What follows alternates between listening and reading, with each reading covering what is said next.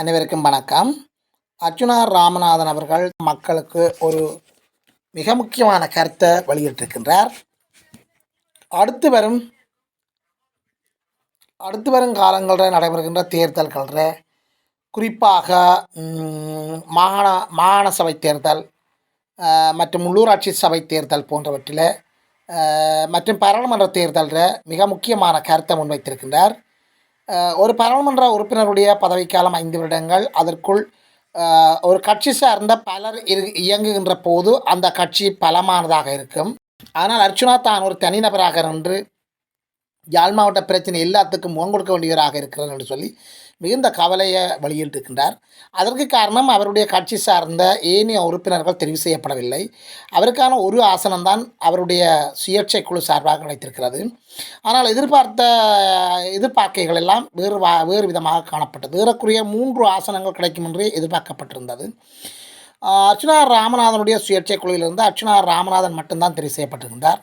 எனவே அவருடைய கருத்து ஒரு சக்தி வாய்ந்த கருத்தாக பாராளுமன்றத்தில் ஒலிக்கக்கூடிய சூழல் இருக்காது என்பதுதான் அவருடைய கருத்து. காரணம் என்னென்னு சொன்னால், ஒரு கை தட்டி ஓசை எழுப்பாது என்று சொல்லியும் பல கை தட்டி ஓசை எழுப்பலாம் என்று சொல்லியும் அவர் கூறுகின்றார்.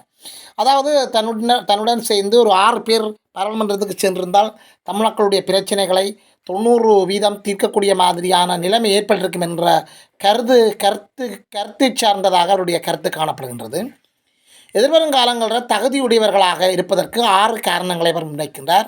அந்த 6 காரணங்களையும் உடைய பாராளுமன்ற உறுப்பினர்கள் 6 பேரை எதிர்வரும் காலங்களில் பாராளுமன்றத்துக்கு அனுப்புங்கள். அப்போதுதான் அந்த பாராளுமன்றத்தில் தமிழ் மக்களினுடைய கருத்துக்கள் தமிழ் மக்களுடைய பிரச்சனை தீர்க்கக்கூடியவாறாக இருக்கும் என்று சொல்லி ஒரு நல்ல ஒரு கருத்தை முன்வைத்திருக்கின்றார். இதுபோன்ற காணொலிகளை நீங்கள் பார்க்க ஆர்வமுள்ளவராக இருந்தால், அல்லது எமது காணொலிக்கு நீங்கள் புதியவராக இருந்தால், அல்லது எமது காணொலியை சப்ஸ்கிரைப் பண்ணாமல் தொடர்ந்து பார்ப்பவராக இருந்தால் தயவுசெய்து சப்ஸ்கிரைப் பண்ணுங்கள், ஷேர் பண்ணுங்கள், கமெண்ட்ஸ் பண்ணுங்கள், லைக் பண்ணுங்கள்.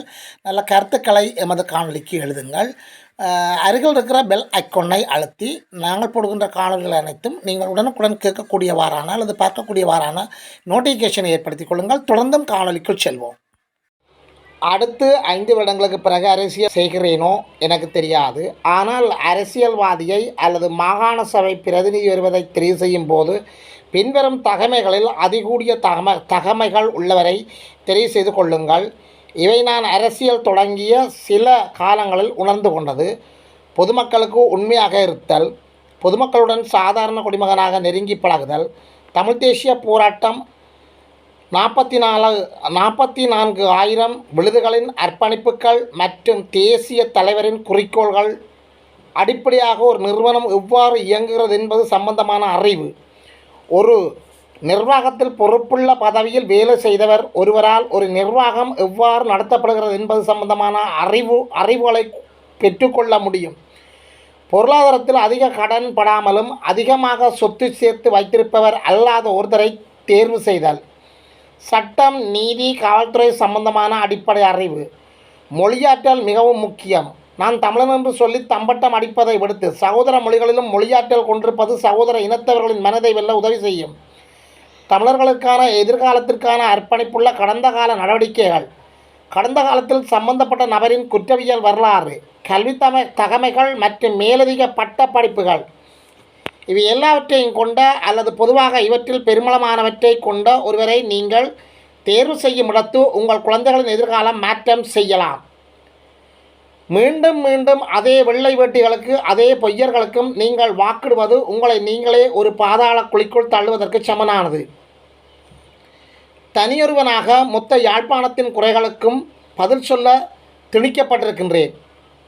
இன்று காலையில் இருந்து தொலைபேசி அழைப்புகளை ஏற்றுக்கொண்ட வண்ணம் யாழ் கிளிநொச்சி நகரத்தின் ஒவ்வொருவரையும் சந்திப்பதற்காக சென்று கொண்டிருக்கின்றேன். தயவுசெய்து அடுத்த தடவை 6 ஆழ்மை உள்ள பாராளுமன்ற உறுப்பினர்களை தெரிவு செய்யுங்கள். உங்களுக்கு புண்ணியம் கிடைக்கும்.